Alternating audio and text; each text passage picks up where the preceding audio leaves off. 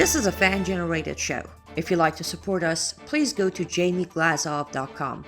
Also, don't forget to subscribe to our new Rumble channel. All your support is greatly appreciated. Good evening. Welcome to the Glazov Gang. Tonight, George Floyd, 1 year later. With us this evening, Peter Barry Chowka, an investigative reporter. Welcome back to the Glazov Gang, Peter. Thank you very much, Jamie. So, Peter, the first anniversary of George Floyd's death, what struck you about this 1 year anniversary? Well, Jamie, for me, the most graphic indication of the impact of George Floyd's death and the year-long aftermath was provided by the photograph of George Floyd's relatives Tuesday outside the White House after they met with President Biden. And they, along with Vice President Kamala Harris, all had their fists raised in the air in a Black Power salute, reminiscent of the Marxist Black Panthers of the 1960s. And I know a bit about the Black Panthers, having been around back then, and coincidentally, on Tuesday night, as part of its tribute to George Floyd with a day of Black-themed films, the Turner Classic Movies cable channel showed an award-winning short documentary filmed in 1968 titled Black Panthers. It was filmed by a French crew at a demonstration in Oakland, California, on behalf of Huey P. Newton, the Black Panther leader who was awaiting trial for killing a police officer. And in this film, Newton and his fellow Panthers are portrayed as proud Marxists. They've got their fists raised frequently in the air. They're seen reading and quoting from Chairman Mao Zedong's Little Red Book of Revolutionary Sayings. And they're unabashed in their praise of Marxist regimes like Red China, Cuba, and even North Korea. Now, the difference between then and now is that in 1968, these violent radicals were a fringe. Today, they're in control, essentially running the White House and the Democrat Party.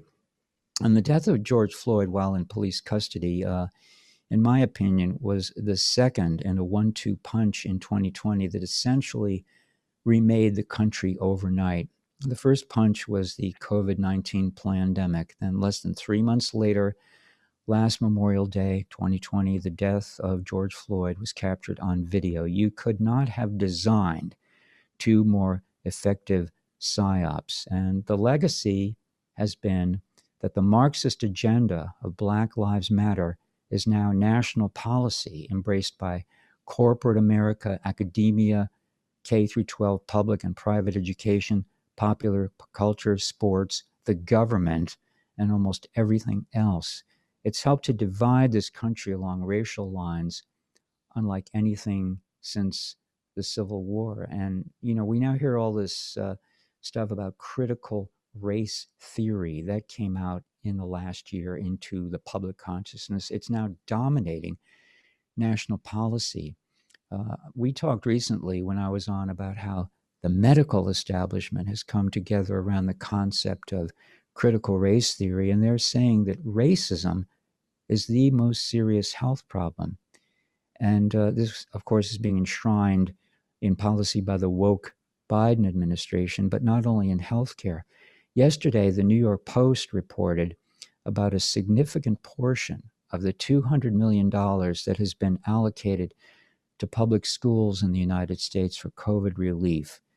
And incredibly, one part of this program funds interventions that respond to students' academic, social, and emotional needs, defined as the disruption of whiteness and the propagation of critical race theory. And this is enshrined in a 535-page report that is being sent to all of the schools, the public schools, and presumably the private schools in the United States that spells this out. Jamie, it's simply unbelievable. And just a brief quote from this 535-page document. It says, quote, requires a commitment of schools to learning from students, families, and educators who disrupt whiteness and other forms of oppression. Also, It offers free anti-racist therapy for white educators and support staff, and free radical self-collective care and therapy for educators and support staff of color. End quote. Jamie, we've gone very far down a very sick path, in my opinion, in the wake of George Floyd's death. Right. Now, just a sec. Let us just rewind for a minute because we don't absolutely, we know how Marxists exploit tragedy, exploit injustice to create greater injustice. And we know what the Marxist agenda is and what it's doing, and everything you're saying is very important. But just in case we're misunderstood here, and we're starting with George Floyd, so let's just definitely not forget to say this here. So George Floyd was not a saint during his life. George Floyd was resisting arrest in a crazy way. We know all that, but it has to be said, it's a given, of course, but it needs to be repeated. What that police officer did, Chauvin, by having that knee on him in that way for that long period of time, that was just inexcusable. It was monstrous. It was an awful thing that that police officer did. But in terms of how everything had been exploited afterwards, that's another issue. But we agree on that it was a monstrous thing that the officer did, correct?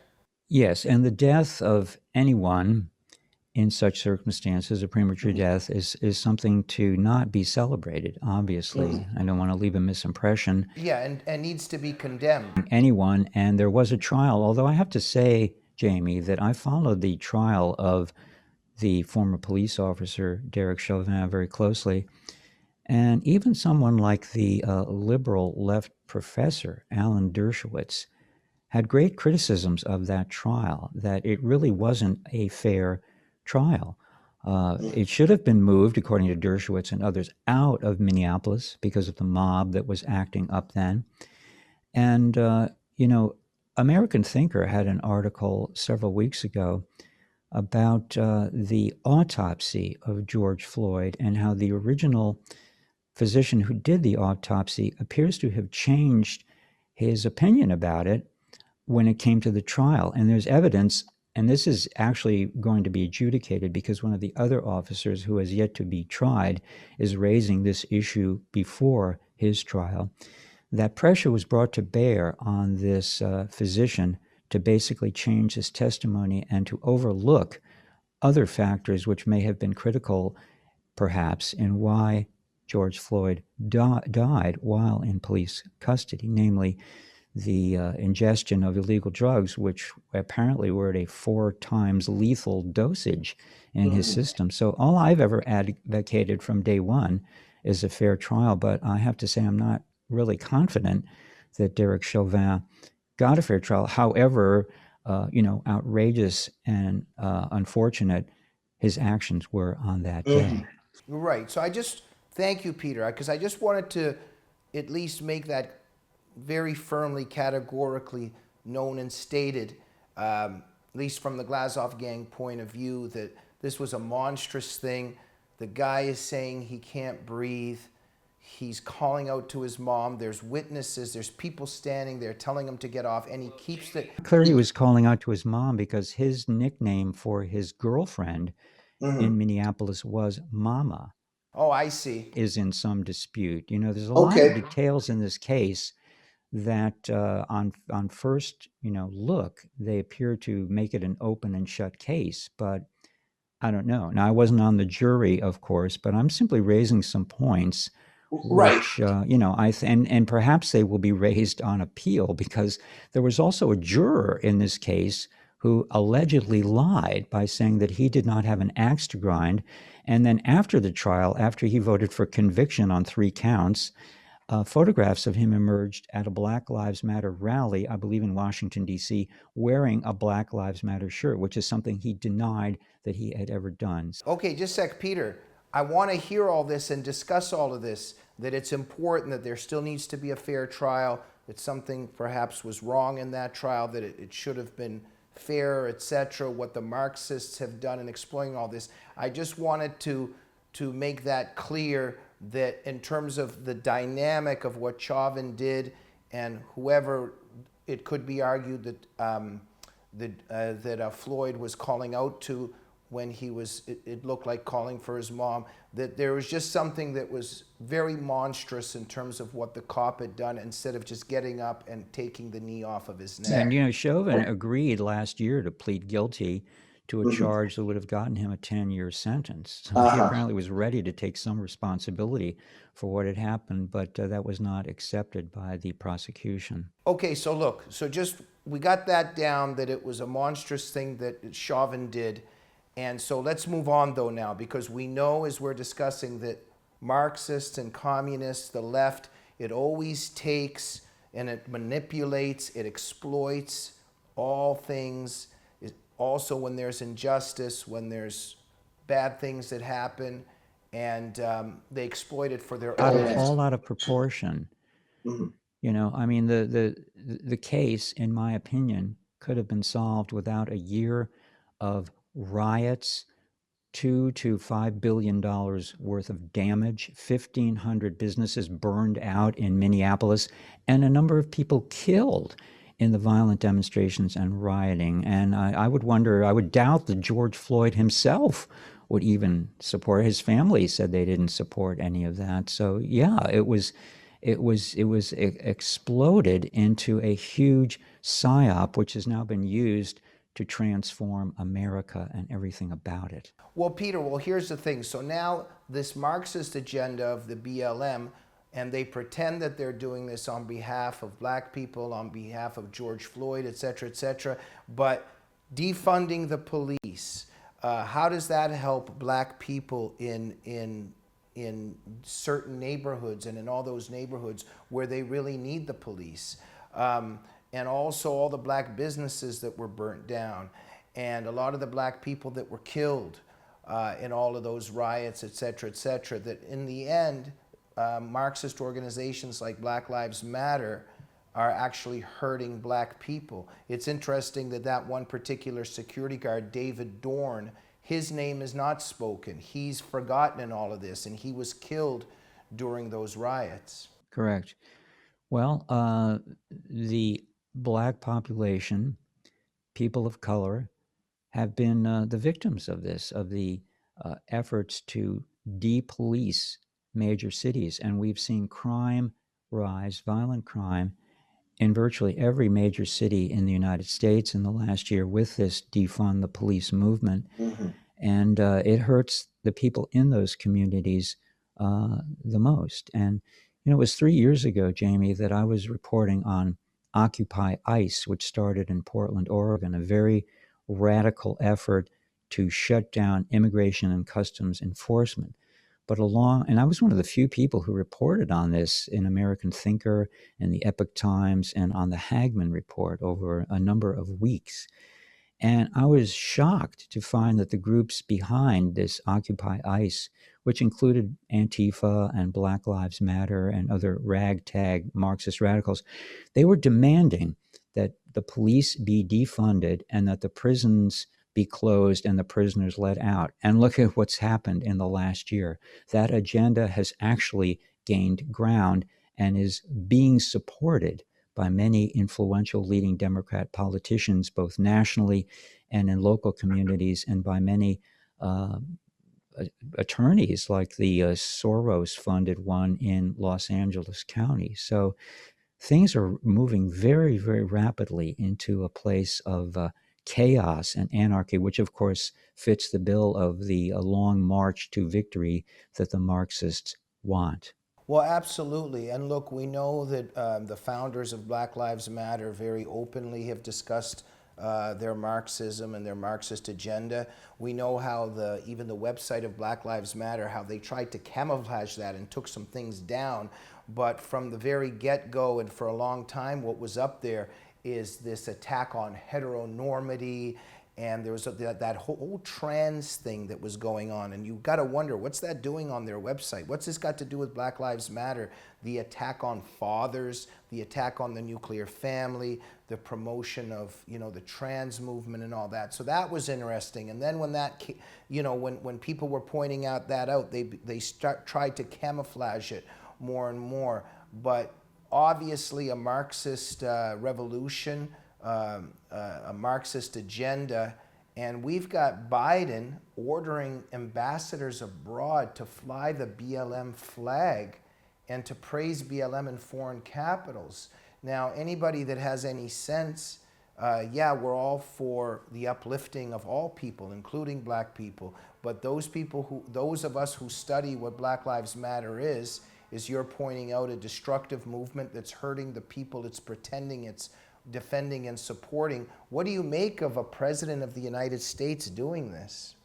Well, Joe Biden is doing so many things that are appalling and dreadful and harmful to this country and the world that I hardly know where to begin. But, you know, Jamie, if we contrast where Black Lives Matter is coming from versus where the original civil rights movement was coming from in the 1950s and 60s, that was largely inspired and organized by Christians and Jewish and religious groups coming together to end the evil of segregation and of Jim Crow legacy in the Deep South. And it worked. By the late 1960s, there was legislation. People were changing naturally their opinions about people of other races. And I remember that period. I was alive then. I was aware. I was paying attention. And we were really coming together in a whole unity of the United States.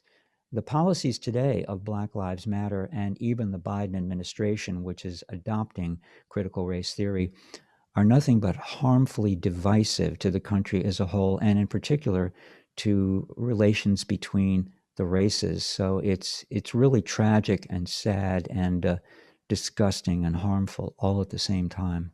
Peter, thank you so much for joining the Glazov Gang this evening, always informing our audience of these profound and vital things. This particular episode is sponsored by Annie Cyrus and her new Etsy channel.